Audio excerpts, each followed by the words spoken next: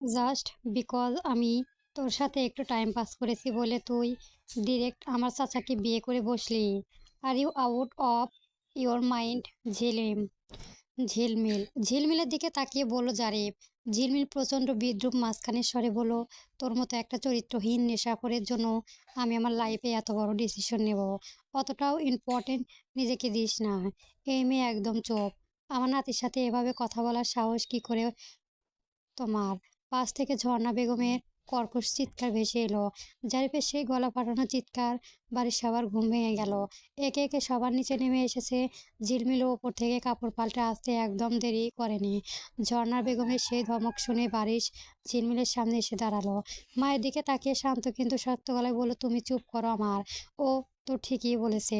বিয়ে তো আমাদের কারো ইচ্ছে হয়নি, পরিস্থিতির চাপে পড়ে হয়েছে। ছেলের মুখে এমন তরিং উত্তর শুনে ঝর্ণা বেগম রাগে জ্বলে উঠলেন। তীক্ষ্ণ গলায় বললেন, আমার সামনে বেয়াদবের মতো কথা বলবে না তরঙ্গ। কিসের বিয়ে আর কিসের পরিস্থিতি? আজ এখন এই মুহূর্তে ওকে ওর বাড়িতে দিয়ে আসবে তুমি। ঝিলমিলের মুখের রং বদলে গেল। একটু আগেও জারিফের মুখোমুখি হওয়ার আগে সে নিজের থেকেই বাড়ি থেকে চলে যেতে চেয়েছিল, কিন্তু এখন যেতে চায় না। সে এখানেই থাকবে, এই বাড়ির ছোট বউ হয়ে, জারিফের চাচি হয়ে থাকবে। ঝিলমিল বারিশের একদম গা ঘেঁষে দাঁড়িয়ে স্বামীর শার্টের হাতটা আলতো করে টেনে ধরে অত্যন্ত ফিসফিসানি গলায় আতঙ্কিত স্বরে বলল, আপনি কি সত্যি সত্যি আমাকে ওনাদের সাথে রেখে আসবেন? বারিশ ঘর ঘুরিয়ে এক পলক মেয়েটা সেই ফ্যাকাশে মুখের দিকে তাকালো। সে একটু, আমি যা যা বলবো সব শুনতে হবে। কি শুনতে হবে? যখন যেটা হুকুম করবো সেটাই করতে হবে। ঝিলমিল কিছু না ভেবেই বলল, ওকে আমি রাজি, কোনো সমস্যা নেই, আমি সব শুনবো। ছেলের কোনো হেলদোল না দেখে ঝর্ণা বেগম এবার এগিয়ে এসে চিবিয়ে চিবিয়ে বললেন, কি বললাম শুনতে পাওনি? ওকে আজই ওর বাপের বাড়িতে দিয়ে আসবে। আমি আপনাদেরকে এই এক সেকেন্ডের জন্য আমার সংসারে। ঝর্ণা বেগম নিজের কথা শেষ করার আগেই পারিস বরফ শীতল গলায় বলে উঠল, তুমি খুব ভালো করে জানো আম্মা, আমি তোমার বাধ্য ছেলে নয়। সকাল সকাল অযথা তর্ক করতে এসো না। বারিশের এই মুখের উপর দেওয়া জবাব শুনে ঝর্ণা বেগমের চোখ দুটো রাগে কপালে উঠে গেল। মুখে মুখে কথা বলবে না? তুমি তো দিহিকে বিয়ে করতে চেয়েছিলে, তাহলে এই মেয়েকে কিভাবে বিয়ে করলে? বারিশ অত্যন্ত উদাসী গলায় জবাব দিল, কপালে ছিল হয়ে গেছে। এটা নিয়ে এত বাড়াবাড়ি কিছুই নেই। আছে, আমি সেখানে ছিলাম না। আমার কাছে এই বিয়ের কোনো ভিত্তি নেই। ওকে রেখে আসো, নাহলে আমি চলে যাব বাড়ি ছেড়ে। বারিশের চোখে মুখে কোনো হেলদোল দেখা গেল না। সে মায়ের দিকে তাকিয়ে সোজাসুজি বলল, চলে যাও। ও কোথাও যাবে না, এখানে আমার সাথে থাকবে। কথাটা বারিশ বলেই বারিশ আর এক সেকেন্ডও সেখানে দাঁড়ালো না। সে পাশ থেকে ঝিলমিলের নরম হাতটা শক্ত করে নিজের হাতে মুঠোয় নিল। তারপর সবার সামনে দিয়ে তাকে নিয়ে সিঁড়ি বেয়ে উপরে নিজের রুমের দিকে চলে গেল। ঝিলমিল শুধু বড় বড় চোখে তার স্বামীর এই রূপ দেখতে দেখতে মনোমুগ্ধর মতো পিছু পিছু হেঁটে গেল। এদিকে ঝর্ণা বেগমের আগে ক্ষোভে ফেটে পড়ল। তিনি হন হন করে ওনার স্বামী চঞ্চল শেরওয়ানের কাছে শেওয়ারের কাছে গিয়ে দাঁড়ালেন। ঝাঁঝালো গলায় বললেন, তুমি থাকতে কিভাবে এই বিয়ে হতে দিলে? তুমি কি জানতে না ঝিলমিলকে আমার ভালো লাগে না? চঞ্চল শিহরিয়ান একটা দীর্ঘশ্বাস ফেলে নির্বিঘ্ন ভঙ্গিতে বলল, কে জানে তোমার কেমন লাগে ওকে? আমার তো বেশ ভালোই লাগে মেয়েটাকে। আর বিয়েটা যদি কাল না হতো, তবে আজকে এই রিসেপশন অনুষ্ঠানটা কিভাবে হতে শুনি? কত নামি দামি মানুষ আসবে, তা এসে বউ না দেখে কি বলতো সেটা আমি বুঝতাম। ঝিলমিল বাচ্চা একটা মেয়ে, আমার ছেলের মতো যোগ্য একটা পাত্রের পাশেও আমি কিছুই মেনে নিতে নেব না। জারিফ এতক্ষণে এক কোণে দাঁড়িয়ে থেকে মাথা চেপে ধরে এসব দেখছিল। দাদির কথা শুনে সেও এবার সুযোগ পেয়ে, দ্রুত ওদের ডিভোর্স করানোর ব্যবস্থা করো। এই বাড়িতে আমি ওরে এক সেকেন্ডও দেখতে চাই না। জারিফের কথা শেষ হওয়ার আগেই লিভিং রুমে হুট করে একটা ঠাস শব্দ করে হলো। সবার সামনে জারিফকে গালে এসে ল্যান্ড করলো একটা শক্ত চড়। জারিফ এক হাতে গাল চেপে ধরে ছিটকে দু কদম পিছিয়ে যায়। সামনে তাকিয়ে দেখে ওর বাবা ফারহাদ শিরোয়ানি, অর্থাৎ বারিশের বড় ভাই, রাগে ফুঁসছে। তিনি নিজের ছেলের উপর ধমকে উঠে বলেন, কোথায় ছিলে সারা রাত তুমি? দিন দিন এত অসভ্য আর জঘন্য কেন হয়ে উঠেছো? লজ্জা করে না তোমার? সারা রাত বাইরে মদ গিলে সকালবেলা মাতলামি করতে করতে বাড়িতে ফিরছো, আবার বড়দের মাঝে এসে ডিভোর্সের পরামর্শ দিচ্ছ। নিজের লিমিটের মধ্যে থাকো জারিফ। একদম মুখ বন্ধ করো, নইলে ঘাড় ধাক্কা দিয়ে বাড়ি থেকে বের করে দেব। বাসার এই রুদ্রমূর্তি দেখায় জারিফের নেশায় এবার পুরোপুরি ছুটে গেল। সে আর কথা বাড়ানোর সাহস পেল না। তবে অপমানে আর ক্ষোভে ফুঁসতে ফুঁসতে উপরের দিকে তাকিয়ে বিড়বিড় করে বলতে লাগলো, সব এই ঝিলমিলের জন্যই হচ্ছে। ও এই বাড়িতে পা রাখতেই আমার লাইফে অশান্তি শুরু হয়ে গেছে। You have no idea what are you can do Jhilmil. আমি তোকে এই বাড়িতে শান্তিতে থাকতে দেবো না। দেখে নিস। ঝর্ণা শিহরিণে ধপাস করে সোফায় বসে গেলেন। কোপে তার বুকটা এখনো ধড়ফড় করছে। আজকে রাতেই রিসেপশন অনুষ্ঠান। ছোট ছেলের বিয়ে করলে কথা, তাই আয়োজনটাও করেছে বেশ রাজকীয়ভাবে। তবে এই জাঁকজমকপূর্ণ আয়োজনের পেছনে আরো একটা বড় কারণ ছিল। তাহলে দিঘিকে ঝর্ণা বেগমের বহু আগে থেকে ভীষণ পছন্দ। এই পুরো এলাকায় যদি রুচিশীল আর আনটার মডার্ন কোনো মেয়ে থাকে তবে সে একমাত্র দিঘি। সবসময় নিজেকে সোসাইলাইটিজি আর স্মার্টনেট, যেখানে কার্পোটি লেভেনে মার্জিত মেয়ে টেক্কা দেবে। তার উপর বড় প্লাস পয়েন্ট ছিল ছেলের বারিশের বিদেশ থেকে ফিরে নিজের মুখে জানিয়েছে সে দিঘিকে বিয়ে করতে চায়। ব্যাস, সোনার সোহাগ। ঝর্ণা বেগম এক মুহূর্তে সময় নষ্ট করেনি। দিঘির পরিবারের সবার সঙ্গে কথা বলে তাড়াহুড়ি করে বিয়ের দিন তারিখ ঠিকঠাক করে ফেলে। আশা ছিল এমন মডার্ন একটা মেয়ে হবে শিহরণের বংশের ছোট বউ, যে হ্যান্ডসাম যোগ্য ছেলের পাশে একদম পারফেক্ট মানিয়ে যাবে। কিন্তু শেষ মুহূর্তে এসে দিঘির জায়গায় তার সংসারে পা রাখল ঝিলমিল। একই পরিবারের দুজনে মেয়ে হওয়া সত্ত্বেও দুজনে একে অপরের বিপরীত রূপ। দিঘি যেমন পরিপাটি স্মার্ট, সেখানে এই ঝিলমিল মেয়েটা বড্ড বোকাশেখা আর অপরিপাটি। রূপ লাবণ্য থাকলেও নিজেকে গুছিয়ে নেওয়া বা পরিপাটি থাকার প্রতি তার বিন্দুমাত্র আগ্রহ নেই। চুলগুলো সবসময় অগোছালো মেয়ে সে জীবনে দেখেনি। হ্যাঁ, মেয়েটা এখানে নিজেকে মেনটেন করার মতো বয়স বা ম্যাচুরিটি কোনোটি আসেনি। এখনো তো ওর কৈশোরে খামখেয়ালি পান্তেই আঁকড়ে আছে। আরও কয়েকটা বছর যাক, মেয়েটা একটু দুনিয়াদারি শেখুক, তারপর বয়সী কোনো পাত্রের সাথে ওর বিয়ে হবে। সেটাই স্বাভাবিক। আর ছেলের সঙ্গে কেন? কোথায় সে পারফেক্ট ম্যাচিউর, আর কোথায় ইন্টেলিজেন্ট লাইফ পার্টনার, আর কোথায় এই অগোছালো নাবিলেকা? বারিশের মতো পুরুষের পাশে এক কোণে অঙ্গে থেকে থেকে মেলানো যায় না। ঝর্ণা বেগম কপালে হাত দিয়ে চোখ বন্ধ করে মনে মনে আবার সে দিঘির চেহারাটা ভেসে উঠল। দিঘি থাকলে আজ রাতে রিসেপশনে মিনিস্টার থেকে শুরু করে বিজনেসম্যান সবার সামনে কত সুন্দর করে কথা বলে পুরো স্টেজ মাতিয়ে রাখতো। আর এই ঝিলমিল শাড়িটা পর্যন্ত ঠিকঠাক ক্যারি করতে পারে না, ওনার সামলাতে গিয়ে হোঁচট খায়। কে জানে কি কাণ্ড করে এই মেয়ে। উল্টো তাদের সামনে সম্মান করে ধুলো মিশিয়ে দেবে। নিজের ছেলের সঙ্গে এই ঝিলমিলকেও কোনোভাবে মেনে নেওয়া যায় না, অসম্ভব। এটা কিছুতেই হতে পারে না।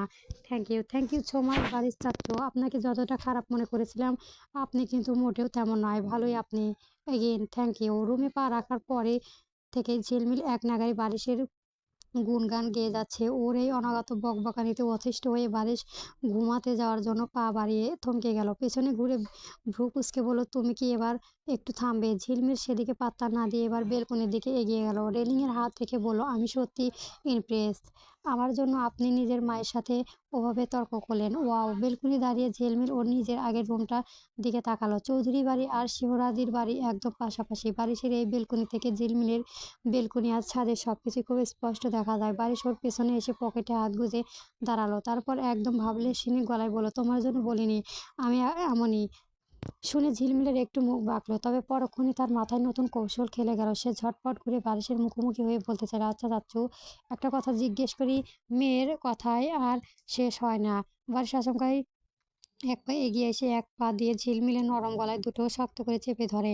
তার চোখ দুটো আচমকাই বেশ বিপজ্জনক দেখালো। সে চিবিয়ে চিবিয়ে বলল, আর একটা বার যদি ওই চাচ্চু শব্দটা তোমার মুখ থেকে বের হয়েছে, তবে একদম এখান থেকে নিচে ফেলে দেবো। ঝিলমিল এক মুহূর্তে পুরো চুপসে গেল। বারিশের এই অকম্পিত রুদ্র রূপ দেখে সে বড় বড় চোখ করে তার দিকে তাকিয়ে রইল। ভয়ে পেছাতে গিয়ে তার পিঠে ঠেকে এক বেলকুনির রেলিংয়ে। বারিশ তার ঠিক সামনে একদম ঝুঁকে দাঁড়িয়ে আছে। ঠিক এই অবস্থায় ঝিলমিল পেছনে বারিশের ছাদের আলতাফ চৌধুরী কোনো একটা কাজে এসেছিল। আচমকাই ওনার চোখ পড়ার পাশে বারিশ এ বাড়ির বেলকনিতে। বারিশের চোখ এড়ালো না বিষয়টা, আর চোখে শ্বশুরের দিকে তাকালো। আলতাফ চৌধুরী ছাদে দাঁড়িয়ে থাকতে দেখে বারিশের গম্ভীর মুখে বাঁকা হাসি ফুটে উঠল। এবার সে ইচ্ছে করে ঝিলমিল আরো কাছে এসে ঘেঁষে দাঁড়ালো, যেন দূর থেকে দেখলে মনে হয় তারা খুব অন্তরঙ্গ অবস্থায় আছে। বারিশের এত কাছে চলে আসতে দেখে আঙ্কেল দুটো শক্ত করে ফেললো। জড়তা জড়ানো গলায় মুখ থেকে আবারও অবাধ্য মতো বেরিয়ে এলো, চাচ্চু। বারিশ আর সময় দিল না। সে নিজের বুকের আঙুলটা দিয়ে ঝিলমিলের কাঁপাতে থাকা ঠোঁট দুটো শক্ত করে চেপে ধরলো। তারপর নিজের মুখটা একদম ঝিলমিলের কানের কাছে নামিয়ে এনে ফিসফিস করে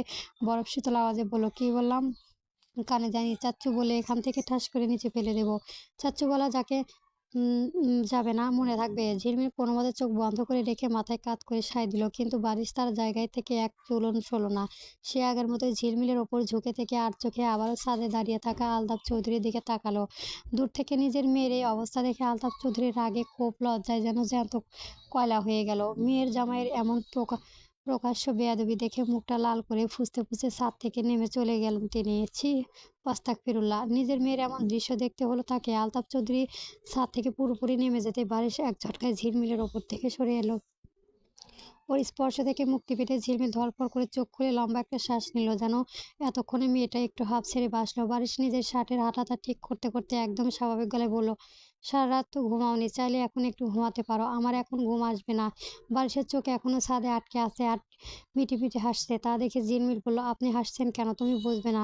শহরে 5 তারকার হোটেলের বিশাল বাল্বরুমটি এখন আলোয় ঝলমল করেছে। শিহরাজের পরিবারের ছোট্ট ছেলে রিসিপশনের আজ, তাই পুরো শহরের নামি-দামি ব্যবসায়ী, রাজনীতিবিদ এসে ভিড় জমিয়েছে। স্টেজের চারপাশটা রাজকীয় ফুটের সুবাস আর ক্যামেরার ফ্যাকাশে আলোয় মুখরিত।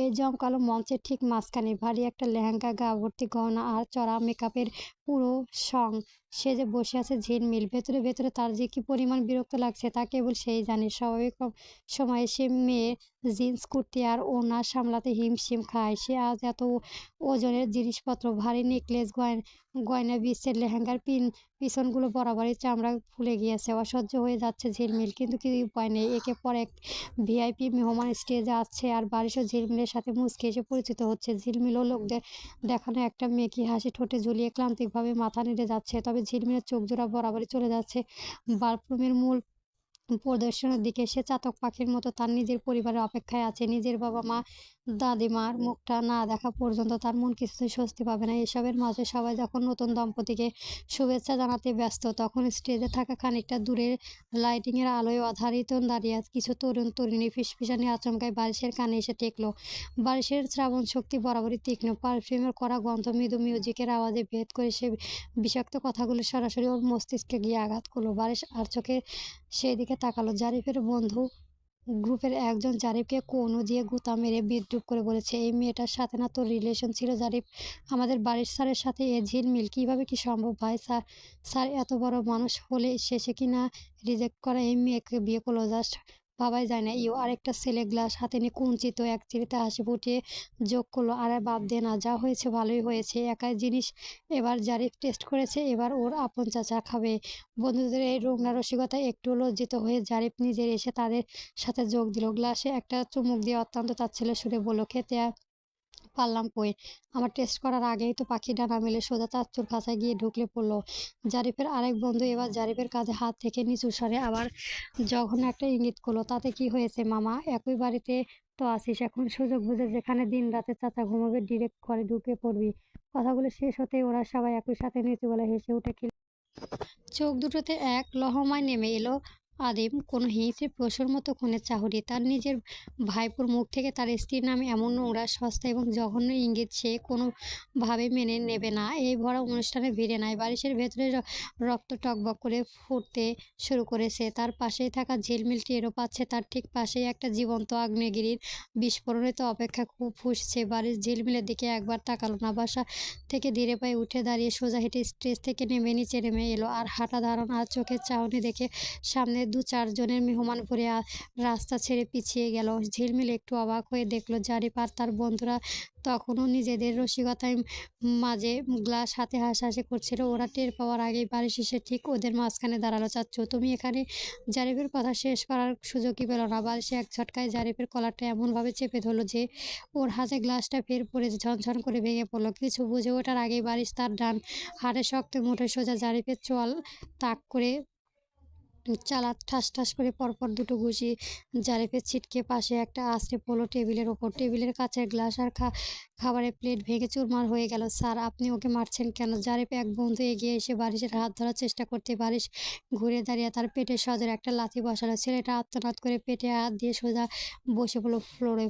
বাল্ব মিউজিক এক মুহূর্তে বন্ধ হয়ে গেল। শত শত মেহমান, বিজনেসম্যান, নামি দামি মানুষ স্তব্ধ হয়ে দেখতে লাগলো এই তাণ্ডব। ঝিলমিল স্টেজে থেকে ভয়ে দাঁড়িয়ে পড়ে হাত পা কাঁপছে তার। বারিশ থামল না। সে ফ্লোরে পড়ে থাকা জারিফকে শার্টের কলার ধরে টেনে তুলল। জারিফের মুখের দিকে তখন রক্ত গড়াচ্ছে। বারিশ ওকে নিয়ে মুখে একদম কানের কাছে হিংস্রের মতো গর্জে উঠল, তোর জন্মদাতার ফারহান শিরওয়ানি তোকে শিক্ষা দিতে পারেনি, কিন্তু আমি দেবো। আজ থেকে যদি তোর বা তোর এই আবর্জনা বন্ধুদের মুখ থেকে ঝিলমিলের নামে একটা আজেবাজে কথা বের হয়, তবে এই শহরে তোদের বেঁচে থাকা আমি অসম্ভব করে দেব। আমার ভাইপো বলে একদম ছেড়ে দেব না তোকে। Get out from my side. বারিশের এই রুদ্র রূপে নিজের কোটের বোতামগুলো ঠিক করতে করতে বড় বড় শ্বাস নেয়। পুরো বাল্বরুমের সেই থমথমে আর পিনপতন নীরবতার মাঝে হন্তদন্ত হয়ে অনুষ্ঠানের স্থলে প্রবেশ করলো ঝিলমিলের পরিবার। আকাশ ভিড় ঠেলে দ্রুত এগিয়ে এলো বন্ধুর পাশে। চারপাশে ভাঙচুর আর জারিফের রক্তাক্ত অবস্থা দেখে আকাশের চোখ কপালে। কি হয়েছে এখানে? বারিশ আকাশের কোনো